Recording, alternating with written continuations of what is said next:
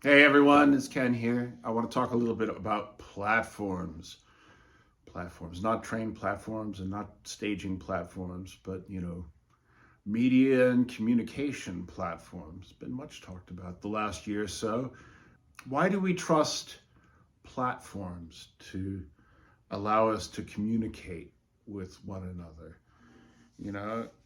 There's all different kinds of platforms these days. YouTube, where you're probably watching this, is one such platform.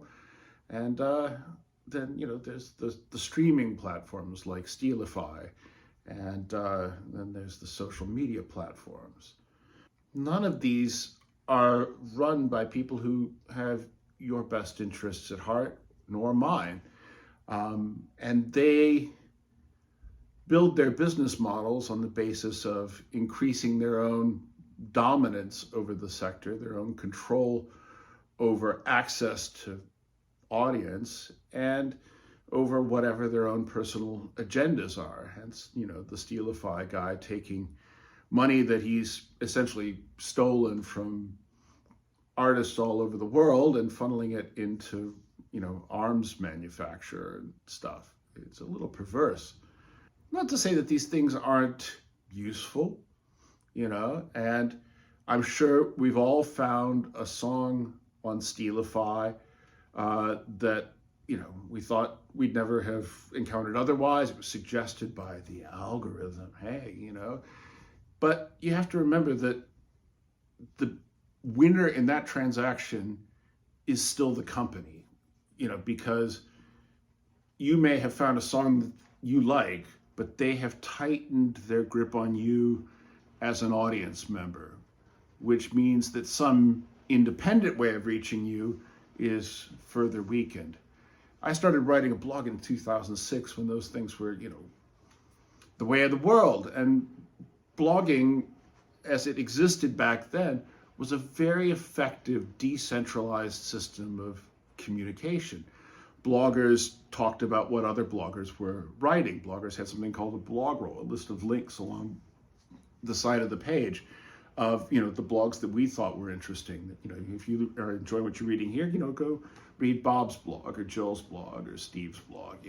And so there was a cycle of communication, and there were systems with things like blog readers, which were basically like subscription services that would allow you to subscribe to all your favorite blogs, get them delivered direct to you every day so that you would never miss things. The most popular of those was Google Blogs, and Google shut it down because it worked too well.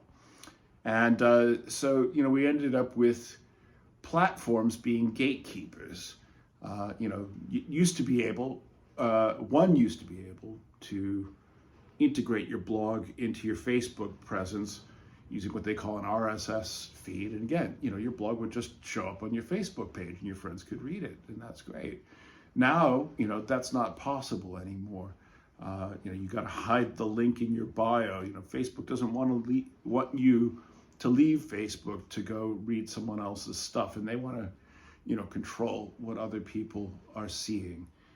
It shouldn't have to be this way, and yet, after 20 years of this kind of failed experiment in online platforms, you know, our collective instinct seems to be not to get out of the platform business, but to look for a newer, less malicious, less malign, less evil platform. Recently, there's been Blue Sky as an alternative to Twitter, and there's been Substack. There's a microblogging site and a macro blogging site, and lots of great people are on both of those.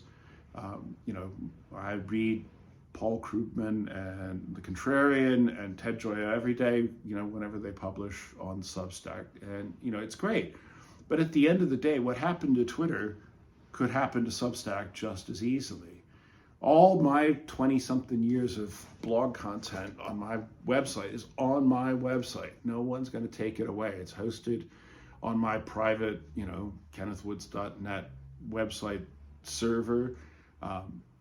No one's going to buy it out from under me or buy away, make the site toxic to others so that, the effort that I put into, say, building up 30,000 subscribers, which I don't have. I'm just speaking for the, the Ted Joyas of the world out there, can be snatched out from under me all at once. I mean, to take Twitter as an example, I do have some, 10 grand followers. It's not a lot, but it was built up over a long time. A lot of conversations, a lot of nice interactions, a lot of hard work, so that I would have a platform with which to, share my work and promote projects that I was involved with. That was my primary interest, is, get the word out there about what the orchestra is doing, about what the trio's doing, about, this or that composer that I've discovered recently. And then suddenly, things get toxic and political and all of that. And, what can you do? So, maybe we ought to deplatform the platforms. Maybe we should be putting a priority on not just avoiding platforms because this or that platform is owned by an evil billionaire, but looking for ways to use the internet's potential that keeps more of the control of the internet in the hands of individual people. That was the original point of the interwebs, that we were all going to have our own websites and our own record labels and all that stuff. But, for instance, take rock bands, I'm always shocked at how awful rock band websites are. They're just so uninteresting. All of the interesting stuff that rock bands and folk groups and, alt indie groups seem to put out ends up on their social media pages, on their Instagram, on their YouTube. And, all that you get when you go to their website is a list of upcoming concerts and some pictures. What's the point?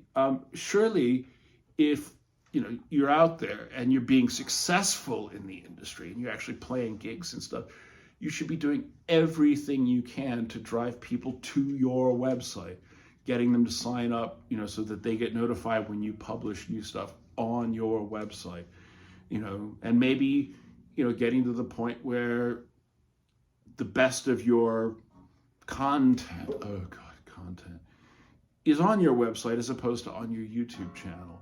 You can do videos on other portals and stuff and host them directly on your website. Now, what you're not going to get is the algorithm suddenly giving you 3 million views of a given video just because people are finding it through your website.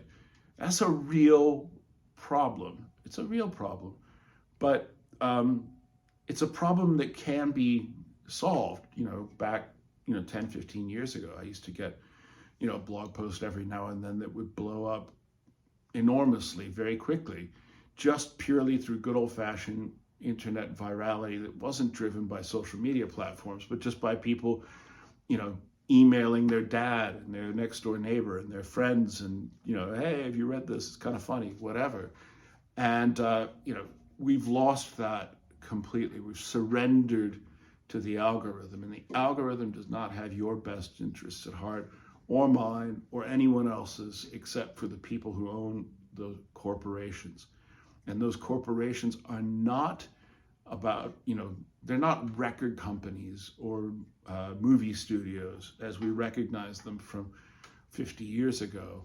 They're something else. They're information and technology companies. And, you're the product, they're selling it to someone else. And, you've all heard that before, but, for God's sake, let's try to not look for another platform, but instead to find a way to create connection between like-minded people using the technological possibilities of the interwebs. That's my 2 cents. I don't know. What do I know? Stay well, everyone. See you soon.